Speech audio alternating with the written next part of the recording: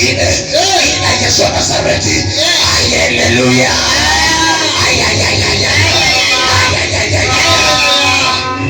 Bwana Yesu asifiwe sana. Bwana Yesu asifiwe. Yesu anasema njooni kwangu ambao mnalemewa na mizigo.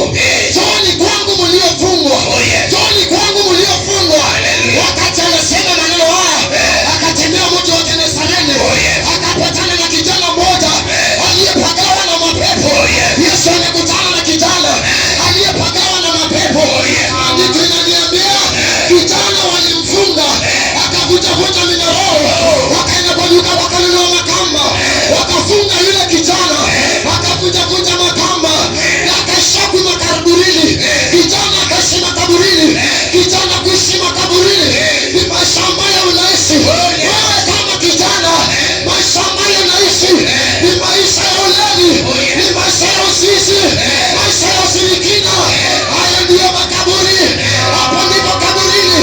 Maandiko yanasema hiyo haikutosha, akajikatakata, akatumia mawe, akajikatakata, akatumia mawe, akajikatakata. Lakini siku moja ambayo ni siku ya ajabu, amekutana na Yesu, amekutana na Yesu, amekutana na Yesu. Mtu wa Soweto, tunakwambia kwamba utakutana na Yesu. Maana Yesu ametembea, Bwana Yesu ametembea, Bwana Yesu ametembea. Kijana kama amepagawa na mapepo.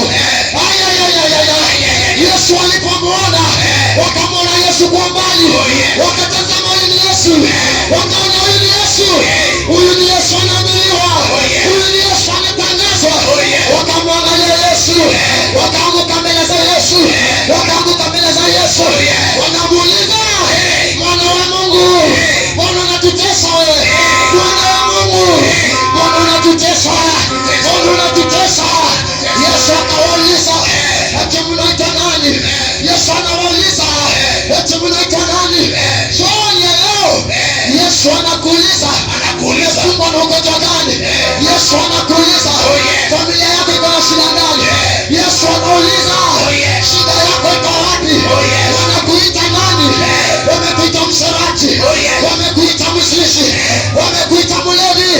Wacha nikwambie, shida Yesu ambaye ni Mwana wa Mungu ametembea jioni ya leo, akaamrisha yale mapepo, ondokeni sasa, ondokeni sasa, ondokeni sasa. Wakati umefungwa, wakati umefungwa, huwezi fikia hatima yako. Wakati umekamatwa, huwezi fikia hatima yako. Wakati umekamatwa, huwezi fikia hatima. Kijana alikuwa mwinjilisti, maana baada kukombolewa alienda kuhubiri, alienda kuhubiri.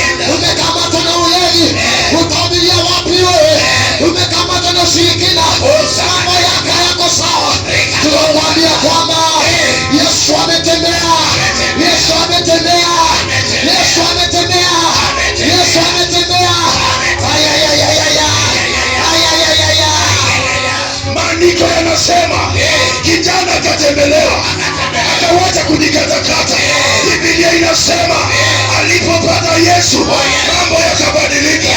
Biblia inasema alipokutana na Yesu, wanaume wa wanaume, Biblia inasema Yesu akambadilisha. Maandiko yanasema, sikia nikwambie, maandiko yanasema baada ya kijana kumwona Yesu, mapepo yaliyo ndani yake yanaelewa ya kwamba huyu ni Yesu. Sijui unaelewa ya kwamba hao vijana wanaohubiri Yesu sio mchezo tunafanya. Hatujakosa kazi ya kufanya, tumeleta habari ya Yesu, habari ya Yesu. Mapepo yanamjua, majini yanamjua, usherati unamwelewa, mpango wa agano anamjua. Wewe ambao unasumbua boma ya wenyewe unajulikana na Jehova, na Yesu anakuita, akutoe kwenye mpango, akutoe kwenye mpango, uache kutesa watoto. Njoo kwa Yesu leo, ubadilishiwe maneno, ubadilishiwe kasura, ubadilishiwe maneno. Sikia nikwambie,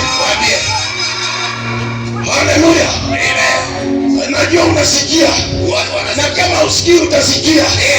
Wewe ambaye umeshika jamaa ya wenyewe inatesa watoto wao, neno la Bwana linakuambia uko kwenye makaburi, toka huko, sio kwako.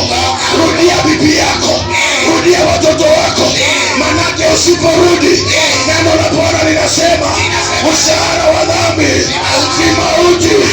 Mpendwa mtu wa dhamana, haujapoteza mwelekeo. Yesu anakupenda, Yesu anakudhamini. Ninakuita kwa jina lako, toa kwa Yesu. Kwa Yesu kuna utamu. Sikia niwaambie, kwa Yesu kuna utamu kuliko Yesu. Moyo Yesu ni mtamu. Bwana Yesu asifiwe. Hatujakuja hapa kufanya sarakasi, tumekuja hapa kutambulisha ya kwamba kuna vijana ambao wanaelewa jinsi anga inaongea. Vijana wanaelewa jinsi Yesu anasema. Maandiko yanasema wewe ukimtegemea Yesu hauwezi aibika. Ni nini hiyo ambayo unadhani haiwezekani? Toa kwa Yesu. Toa kwa Yesu. Haleluya. Upatie Yesu makofi ya kilo. Piga shangwe na vigelegele. Haleluya. Wakati nimeingia hapa Soweto, haleluya, wakati nimeingia hapa Soweto, nimekuwa nikisema ati Mungu Kitengela eti watu wanavanga vibaya. Mungu ni kama ndio capital. Bwana Yesu apewe sifa. Eti unapata mwanamke eti anatembea chakula cha watoto kikiwa nje, wengine anatembea eti makalio kikiwa nje, na huyo ni mwanarika. Wacha nikwambie mpendwa, hawezi ukatutisha, kwa maana Yesu mwenyewe anaachilia ukombozi. Ninakwambia funika chakula cha watoto, funika makalio, wacha kutuonesha sarakasi. Bwana Yesu apewe sifa. Unahitaji ukombozi ukapate kukombolewa. Na siku moja kuna mtu mmoja alikuwa anaitwa Lazaro, ambaye alikuwa anapendwa na Yesu Kristo sana. Bwana Yesu apewe sifa. Naye Yesu alikuwa mambo ingine. Wakati alipokuwa huko alikuwa anafanya huduma. Bwana Yesu apewe sifa. Akiwa huko, sijui kama kulikuanga na simu ama kulikuanga nini, lakini habari ikamfikia, akaambiwa ya kwamba yule rafiki yako ambaye ni ndugu yako na unampenda ni mgonjwa, na baada ya kujua ni mgonjwa, baada ya kujua amekufa. Bwana Yesu na apewe sifa. Nimekuja kukuambia huo ugonjwa unao kutembea kwa uchi, huo ugonjwa unao kwa masengenyo, huo ugonjwa unao wakukamatia mabwana watu kamote, hata umesababisha bwana ya mtu awesaidia bibi yake, hata hawezi peleka kanyama kwa amekula sukuma wiki, sasa inaitwa sukuma manga ama sukuma mwezi. Ninakwambia ya kwamba wakati Yesu alisikia ripoti, Martin alisema huyu hajakufa, amelala. Watu tukaona ati amedozi. Hiyo tu. Amelala. Bwana Yesu napewe sifa. Nimekuja kukwambia hivi jambo moja. Hiyo jambo unayo inaonekana tu na Yesu.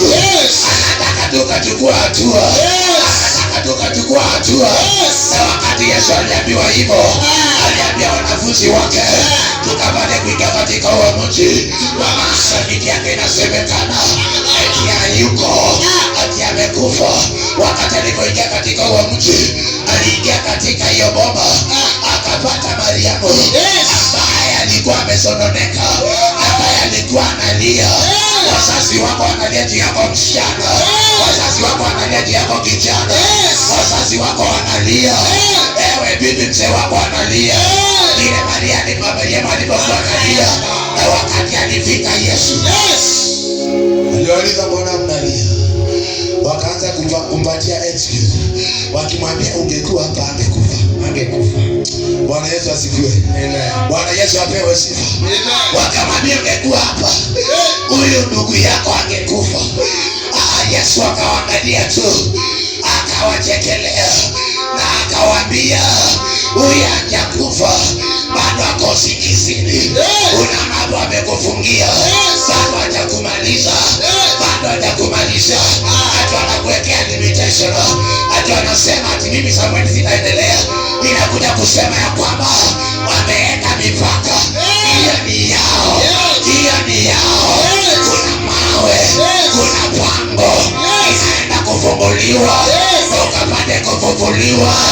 Ayayayaya, haleluya. Bwana Yesu asifiwe. Songa hapa tumalize, songa hapa tumalize. John huku kama tuko pamoja, naomba mkuje hapa tumalize. John tumalize, nataka tumalizie injili, nataka tumalize. Hawa jamaa nisipowasimamisha wataenda mpaka asubuhi, na wanaenda Kitengela. Wametoka Kitengela kwa sababu hii jamaa inaitwa Seth. Tuko hapa tuhubiri Yesu. Haleluya. Kanisa letu liko hapa, iko na vijana ambao wanaelewa network ya Yesu. Bwana Yesu asifiwe. Wengine wakiwa 3C, tuko 5G. Tunaelewa Yesu ni nani. Haleluya. Sisi network yetu iko hai. Haleluya. Nataka tufanye ombi moja. Bwana Yesu asifiwe. Wewe uko maeneo haya na hujamtambua Yesu, nataka tufanye ombi moja. Haleluya. Uko hapa na uko na shida, nataka nimkaribishe ndugu yangu Seth akuja azungumze ombi la baraka, na Mungu wa mbinguni awabariki. Mpigieni makofi mazuri anapokuja.